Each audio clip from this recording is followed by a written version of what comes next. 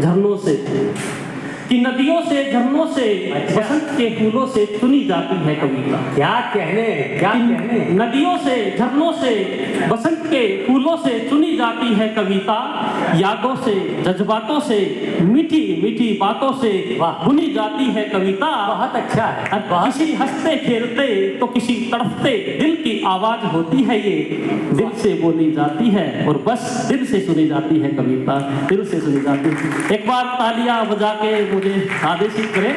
देखो, जितनी जिम्मेदारी कवि की होती है ना, इतनी जिम्मेदारी श्रोताओं की भी होती है। क्या इधर से सुनाना होता है, उधर से सुनना होता है। दिल से बोली जाती है, दिल से सुनी जाती है कविता। और 4 लाइन मैं अपने मन की सुना रहा हूँ। इधर से बुरा बना कभी उधर से बुरा बना। अच्छा।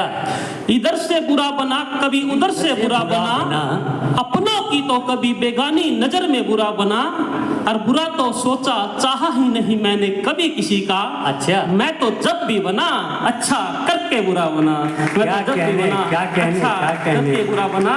और कि सच की राह चुनी है, वाह, कि सच की राह चुनी है, हर कदम बेधड़क रखता हूँ, आदतों पर अपने अच्छे संस्कारों की जकड़ रखता हूँ, और नुक्स नहीं है जरा सा भी चरित्र में मेरे, तभी तो सर उठा के चलता हूँ, थोड़ी अकड़ रखता हूँ, तभी तो सर उठा के चलता हूँ, थोड़ी अकड़ रखता हूँ।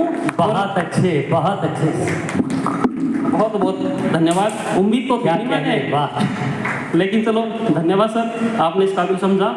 और कि चार पर बहा पसीना तो, कि दिन पर बहा पसीना तो शान से खाई शाम को इज्जत की रोटी, कि दिन पर बहा पसीना तो शान से खाई शाम को इज्जत की रोटी, नियत रखी साफ पाक तो रब ने भी दी खूब बरकत की रोटी, और माँ बाप भाई बहन बीवी बच्चे हर रिश्ता सर आंखों पर, जाने किसके नसीब से मिल रही है वक्त पर 2 वक्त की रोटी, जाने किसके नसीब से मिल रही है। और एक मैं अपनी एक लाइन सुना के सीधी सीधी एक छोटी ही रचना प्रस्तुत करूंगा, हास्य कविता।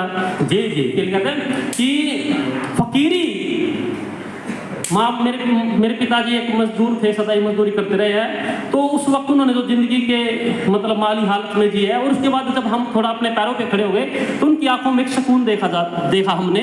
तब मैंने ये लाइन लिखी है कि फकीरी सब तन की निकल जाएगी, वाह, फकीरी सब तन की निकल जाएगी, गरीबी सब धन की निकल जाएगी, और बुढ़ापा जवानी से शिकवा ना करेगा, औलाद यदि मन की निकल जाएगी, औलाद यदि मन की निकल जाएगी। और एक छोटी ही रचना के बाद मैं अपने स्थान ले रहा हूँ।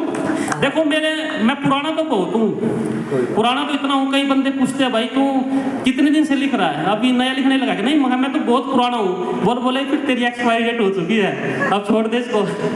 तो ऐसे मेरे साथ के बहुत दिल्ली में कवि है जो बाहर देश विदेशों में जा चुके हैं, टीवी वगैरह पे आते हैं, काफ़ी साल भर उनका प्रोग्राम तय रहता है। तो उनको जब भी मैं टीवी पर देखता हूँ, फेसबुक पर देखता हूँ, मुझे खुशी मिलती है। मैं बच्चों को बताता हूँ, घर में बताता हूँ, ये मेरे साथ के कवि है। उसी से घटना एक काव्य बन गई, एक कविता बन गई। कैसे? अच्छा। कि टीवी पर एक कवि शो देखते हुए, मैं बच्चों से गर्वित होकर बोला, ये भी मेरे साथ का कवि, वो भी मेरे साथ का कवि, ये भी मेरे साथ का कवि, वो भी मेरे साथ का कवि। इतने में रसोई से घरवाली ने आवाज लगाई कि सुन लिया, कई दफा सुन लिया, ये भी तेरे साथ का कवि, वो भी तेरे साथ का कवि, पर ये बता तू किस बात का कवि। वाह, तू किस बात का कवि। ना भूले से ही कोई तुझे बुलाता है, ये तो सर ने कैसे बुला लिया पता नहीं, कि ना भूले से ही कोई तुझे बुलाता है, ना इनकी तरह कभी टीवी पर आता है, ना 10 रुपये कविता से कमाता है, बस हमारा सर खाने को ही बना है क्या बिन बात का कवि। क्या कहते हैं, हमारा सर खाने को बना है क्या बिन बात का कवि। और कि बच्चों के सामने एक बार फिर बेइज्जती घनघोर हो गई। आम बात है कि बच्चों के सामने एक बार फिर बेइज्जती घनघोर हो गई, पर बेइज्जती इस बार एक पति की नहीं कवि की थी। ढीली मेरे भी सब्र की डोर हो गई।